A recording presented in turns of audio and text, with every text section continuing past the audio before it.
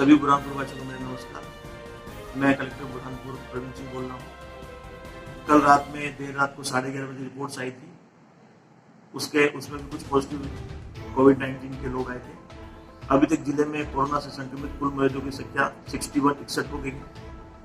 अभी तक हमने जो सैंपल्स भेजे हैं वो 898 है और उसमें से 633 की रिपोर्ट हमें प्राप्त हुई है। अभी लगभग 250 से ज्यादा सैंपल्स की रिपोर्ट प्राप्त होना शेष है। उन रिपोर्ट्स के प्राप्त होने पर और अंदाजा लग पाएगा कि जो कोविड-19 बीमारी है उसने कितने लोगों को संक्रमण फैला है। अभी लोगों में ये देखने को आ रहा है कि बीमारी के भय से कुछ लोगों की ऐसी डिमांड्स आ रही है कि हमारा सैंपल ले लिया जाए।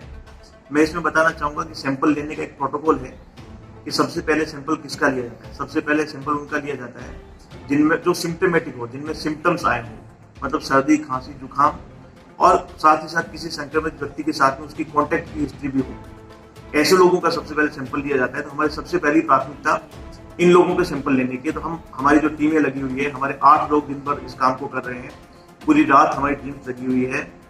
हमें उन लोगों की मेहनत को भी प्रणाम करना चाहिए कि इतनी गर्मी के अंदर उस पीपीई सूट को पहनकर सैंपल लेना, उनकी पूरी रात भर बैठ के उसकी सैंपलिंग का पूरा प्रोटोकॉल के फॉर्म्स भरना, ऐप में एंट्री करना और पता नहीं रात को 3 बजे वो सैंपल जो हम लोग यहाँ से रवाना करते हैं, सुबह इन 2 जाकर सैंपल सबमिट होते हैं।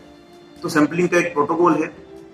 पैनिक ना करें, घबराएं नहीं, सबका सैंपल ले लिया जाएगा और सैंपल लेके जो रिपोर्ट्स आएगी वो हम उसको सर्कुलेट करेंगे।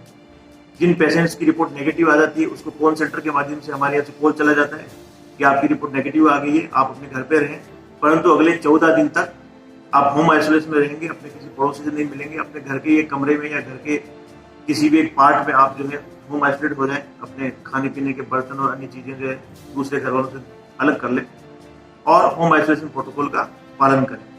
तो सैंपलिंग को लेकर घबराने की आवश्यकता नहीं है। सैंपलिंग का प्रोटोकॉल है, हम लोग उसी प्रोटोकॉल के हिसाब से ही सैंपल लेते हैं। और कोई भी कोरोना संक्रमित व्यक्ति से आप मिले हैं तो ऐसा नहीं है कि खाली आपको उसको देखने भर से कोई आपको कोरोना हो जाएगा, तो इस तरह कोई घबराने की आवश्यकता नहीं है। यदि किसी कोरोना संक्रमित व्यक्ति के कोई व्यक्ति दूसरा बहुत क्लोज कॉन्टेक्ट में आता है तो ही उसको कोरोना होता है। खाली उससे मिल लेने से, बात कर लेने से या उससे कोई थोड़ी देर बात कर ली उससे कोई कोरोना नहीं हो जाएगा, या आप उससे परिचित हो उससे हो जाएगा, ऐसा नहीं है। यदि किसी कोरोना संक्रमित व्यक्ति जिसको कोरोना हो और उसके कोई ड्रॉपलेट्स उसकी छींक या उसका थूक या उसका बलगम ऐसी चीज से आप संपर्क में आते हैं, क्लोज कॉन्टेक्ट में आते हैं, उसके बॉडी फ्लूइड से क्लोज कॉन्टेक्ट में आते हैं, तभी दूसरे व्यक्ति को कोरोना होता है। अभी तक जिन परिवारों में कोरोना हुआ है आप ये देखेंगे तो भी पता लग जाएगा कि उनके भी पूरे परिवार को कोरोना नहीं हुआ है। यदि उस परिवार में 10 लोग थे तो मात्र 2 या 3 को कोरोना हुआ है, 7 लोगों को कोरोना नहीं हुआ है। तो सैंपलिंग को लेकर अनावश्यक रूप से घबराने की आवश्यकता नहीं कि हमारा सैंपल नहीं हुआ, मुझे क्या हो जाएगा। यदि सिम्टम्स हैं तो हम आपका सैंपल सबसे पहले लेंगे और एसिम्टोमेटिक है तो कोई सैंपल लेने की आवश्यकता नहीं है। जब ज्यादा नीडी लोगों के सैंपल हो जाएंगे तो दूसरी बारी तब हम आपका सैंपल ले लेंगे। अभी हम लोग पर डे 250 से 300 सैंपल ले रहे हैं और उनको सैंपल के बाद उसका जो प्रोटोकॉल रहता है उसके हिसाब से लैब में भेजते, थोड़ा समय लगता है, तो घबराया नहीं, सबका सैंपल लिया जाएगा।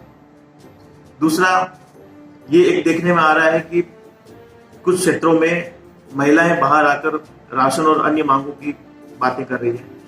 मेरा उन सभी महिलाओं से और उनके सभी परिवारजनों से अनुरोध है कि निश्चित रूप से जिला प्रशासन इस बात को समझता है कि पिछले लॉकडाउन की अवधि में उनका रोजगार ठप है, उनकी आर्थिक स्थितियां कमजोर हुई है, वो सारी चिंताएं हम लोगों को है और हम लोगों ने राशन के पैकेट्स बना भी लिए हैं।